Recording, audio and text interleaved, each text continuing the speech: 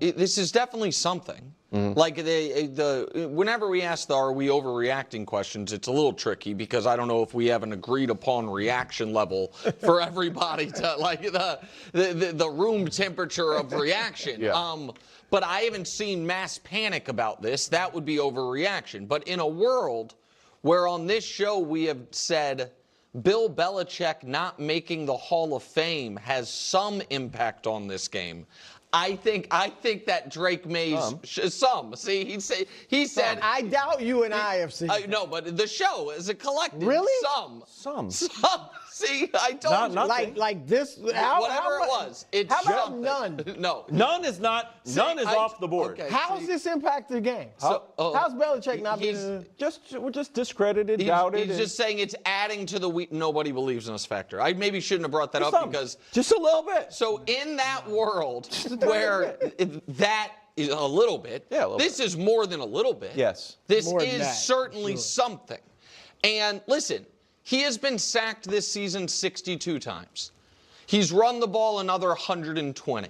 Now, I didn't want to make Josh waste his time by being like, all right, how many of those rush attempts were kneel downs? How many did he run out of bounds? So, I'm going to say he's probably been tackled around 150 times total. Oh, with the sacks. Right, with the sacks included in it, somewhere around there. And it has worn on him. And in the brave new world of lines of demarcation statistical analysis, like what last week when we got in the semi-argument about was the Rams defense good or bad or average, because they were really good and then they were bad at the end. Something very similar has happened with Drake Maye's deep passes, and it well predates any concern about a shoulder injury, which is Drake Maye, the first 2 months of the year, was the best deep thrower of the football by a lot. He didn't do it all that much, but when he did it, it was unstoppable. And Drake Maye, since those first 2 months, has been dead average at it. The completion percentage is bad, but the touchdowns are good, and we can show you that in league ranked terms, right? First 2 months of the year, first in completion percentage, third in touchdown interception on deep passes, 5-0 touchdown interceptions, or even those third is outstanding, and a passer rating that's 0.8 off best possible, best perfect. That's just a stupid. Correct. In a good way. Right. Like perfect and passer rating, deep pass. But the ranks are what to me is interesting. The last 3 months, Drake Maye on deep passes has been definitionally mid. And so that was before there was any concern about his banged up shoulder. Ask you, do you think that is, and I know the playoff numbers probably drag that down. A little bit, yeah. Okay, because that's 3 out of but for whatever it's worth, one of the 4 touchdowns is the booty pass, which is in the playoffs. So but you think it's related to a shoulder? No, what I'm saying is he already had for a couple months come back down to earth on what was a remarkable deep pass heater that he was on to start the year. That plus what I do think is a banged up shoulder is something. Okay, let's talk about this because this is, oh my gosh. I actually love some of these conversations because sports has somehow gotten people who get so tripped up with numbers and stats in ways that, put it this way, sports has brought people, fans including and media members, whoever, and even athletes, professionals, they've brought people to interact with numbers in ways that they just typically would not. If you didn't watch football, if you were not a sports fan, you're not out here living your life where you're like, hey, did you know in the month of September on average, 40% of the people that went to the grocery store were actually between the ages of 18 and 45. But actually in November going into December, that percent actually drops down to 20%. And the vast majority of people, 74.3% of people are actually 55 and older, go to the grocery store. Now, what's really interesting is because of traffic pattern. Like you're never living your life that way. But in sports, we do. We draw these random lines and we think we know what they mean or how they make sense. And it's just, it's just laughter. It's such a trickier beast than that, my friends. It really is. 'Cause if you take things like this too seriously, you could be like, oh my goodness, well, what's going on? First off, you have to understand that almost all the data for all football players, for all athletes for that matter, you're going to see distributions like this, okay? Because nothing is constant 100%. You're always going to have ups and downs throughout the course of a season in terms of data collection. If you have a 70% completion percentage throughout the course of the season, it's not like every single game you just hit 70%. And when you're talking about football, it's such a small sample size. In a regular season, it's 17 games. And throughout the course of those 17 games, you are playing a massive variation in talent. And the way how a game can unfold is pretty remarkable. The Patriots fans know this best because of the way how their season has unfolded in terms of a close game against the Bills, blowing out the Jets. Like, there can be such a massive variation here. Massive variation when you look at how some of these games unfolded, when it's not a surprise in the beginning of the season. Especially someone like Drake Maye is going to have an extra level of success because nobody really knew who Drake Maye was going to be. Nobody really knew what the Patriots were going to look to do. But I got rid of those 2 months, the first 8 weeks or so of the season. And then I took the latter half. Now, I removed the playoffs because the playoffs have been very specific on just passing grades, just offense alone. Drake Maye has been top 6, okay, with a 69.2%, 2% completion percentage, and 8.9 yards per attempt, and a passer rating of 109. So even just from a passer rating, even just from standpoint, he's been second to only Matthew Stafford. Okay. And an adjusted completion percentage of 76.3 and an average depth of target of 10.4. Still top in the NFL. Right under Jordan Love and Marcus Mariota, who obviously does not count. So this decline that we're trying to invent here is simply absurd. And here's what's not inherently fair when you look at some of these types of stuffs.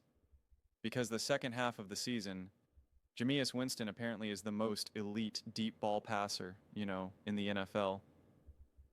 Matthew Stafford drops. Drake Maye drops. Dak Prescott.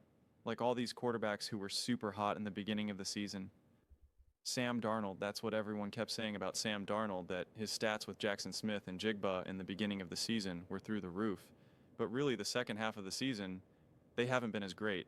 And it's like, yeah, Drake Maye is following that same trend just like everyone else. Because again, if we look at the second half of the quarterbacks who were technically the highest rated, the highest rated deep ball passers, you'll see some interesting names up there: Jared Goff, Jackson Dart, Jameis Winston. So really, it's kind of meaningless to me. And this is where stat distribution is going to be so interesting, because you play the Falcons, which Falcons out have a great defense. I mean, the Falcons were a very inconsistent team, make no mistake about it. But, they were an inconsistent team, but this was a tough closer game against the Bucs, a tough closer game before the Bucs really fell apart. The Patriots-Jets game, that was an interesting game because the Jets are not good by any stretch of the imagination, but I remember watching Drake Maye play, and he was awesome in that game. Some of the types of throws that he was making, any of the Josh Allen comps to me were like, yep, that makes 100% sense. And then, again, you go through the course of these games that whether the deep ball stats or the passing stats or this or that, show any of it becomes so irrelevant, because I saw elite play. I saw elite play against the Bucs, against the Jets, against the Giants, against the Ravens, against the Bills. Even in a game where they lost 35-31, I saw awesome quarterback play by Drake Maye. And then again, of course, now you got a bunch of these, throwaway games against the Jets where you beat them 42-10, and the Patriots are the Patriots, the Dolphins 38-10. And so it's just like these types of lines that we draw, quite frankly, mean nothing to me. And then in the playoffs, we can even see how much it weighs down something like this, because as I showed you before, the completion percentage is 41%, which is all within range, by the way. Typically, you're going to see somewhere between like high 30s snorts to like 40s-ish or so as a deep ball completion percentage. So completely within range without a, Matthew Stafford is 46% here. So it's all, all within range, and yet it gets dropped down to now 34.9%. Again, because of the playoff games. Same thing with passer rating, where it's 103.3, and yet it gets completely pulled down. completely pulled down to 92.5. But this is also the evolution of Drake Maye. Drake Maye is not some quarterback where he's just looking to let it rip 40 yards down the field every single chance he has.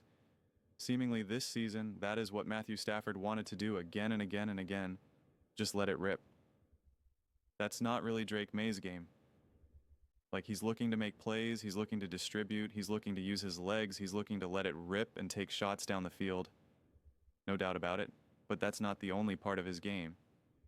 If he sees the opportunity, he's going to let it rip. So, I'm not trying to act like he doesn't obviously do those things, because he does. But that's seemingly not at the top of the list of things that he wants to do. He also got very good as the season unfolded of taking what the defense is giving him, taking what the game is giving him, allowing the game come to him, taking the checkdowns. Like, he became a more, I'd say, balanced quarterback in that regard. And that's really important.